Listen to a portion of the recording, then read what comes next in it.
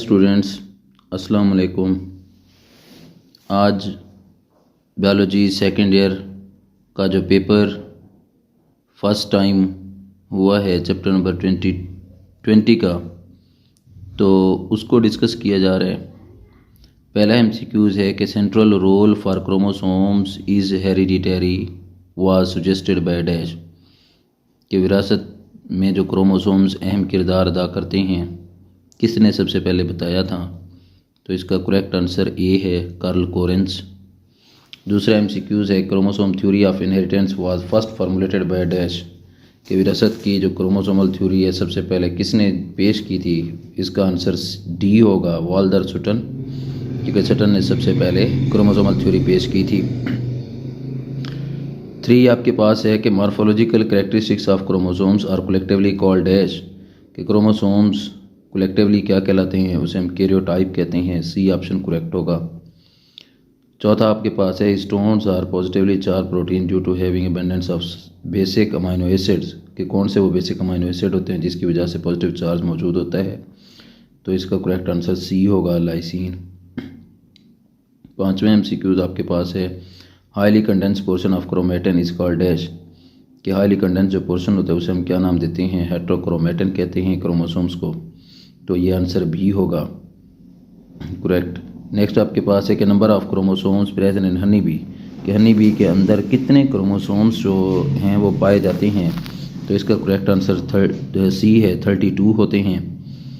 Next है कि every 200 nucleotides DNA duplex in a chromosome is coiled around a core of 8 histone protein forming a complex known as dash. तो हम उसे क्या नाम देते हैं, जो आपके पास हर 200 न्यूक्लियोटाइड्स के ऊपर जब डीएनए डुप्लेक्स हो जाते हैं तो उसे कहा जाता है न्यूक्लियोसोम। इसमें देखें बी ऑप्शन पे लिखा हुआ है, तो बी ऑप्शन करेक्ट होगा।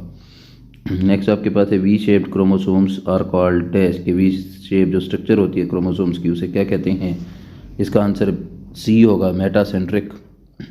नेक्स्ट आपके पास है Walter Flemming was first discovered chromosome in the dividing cells of dash, कि वाल्टर फ्लेमिंग ने सबसे पहले जो क्रोमोसोम्स थे किस तकसीम होने वाले सेल्स में देखे थे, वो थे आपके पास सैलेमेंडर लार्वी। तो इसका करेक्ट आंसर सी होगा। Number of chromosome present in sugarcane, के क्रोमोसोम्स के अंदर शुगर केन की जो तादाद है वो कितनी होती है। तो ये आपके पास आएगा, इसका करेक्ट आंसर बी 80 होती है। Which one bears greater molecular mass among the following nitrogenous base, कि नाइट्रोजनस बेस जो आपको दी जा रही हैं इनमें से सबसे ज़्यादा जो मॉलिक्यूलर मास है वो किसका होता है। ये आपके पास जो एमसीक्यूज़ है, तो 11 का जो करेक्ट आंसर होगा वो होगा बी, यानी कि guanine. Number of chromosome present in corn, corn के अंदर कितने क्रोमोसोम्स जो हैं वो मौजूद होते हैं। तो आपने याद रखना है कि कॉर्न को जब हम देखते हैं क्रोमोसोम्स के हवाले से, इसमें देखें 20 लिखा हुआ है और 26 भी लिखा हुआ है, ठीक है ना। तो इसी तरीके से तो इसका जो आंसर होगा वो होगा 20, ए करेक्ट आंसर है कॉर्न का। नेक्स्ट आपके पास है the chromosomes having centromere in the centre, अगर सेंटर में मौजूद हों तो हम उसे, यानी कि क्रोमोसोम्स जो हैं अगर सेंटर पर मौजूद होते हैं तो हम उसे क्या करते हैं, नाम क्या देते हैं। तो आपने याद रखना है, उसे मेटासेंट्रिक कहा जाता है, कि वो जो होते हैं मेटासेंट्रिक कहलाता है। इसका करेक्ट आंसर जो होगा वो आपके पास डी होगा। नेक्स्ट आपके पास है pentose sugar in DNA molecule, कि पेंटोज शुगर कौन सी होती है, वो डीऑक्सीराइबोज है। तो बी इसका करेक्ट आंसर होगा। DNA was discovered in dash 1869, इसका करेक्ट आंसर जो होगा वो बी होगा। How many nucleotides are present in DNA, ये आपके पास के न्यूक्लियोटाइड्स की तादाद डीएनए में कितनी होती है, वो 140 बिलियंस होती है। तो ए आंसर करेक्ट होगा इसका।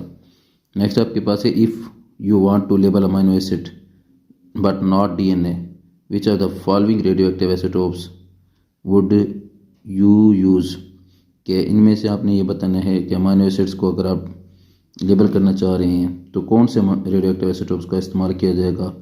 तो इसमें करेक्ट आंसर जो होगा वो बी होगा, S35। Thank you.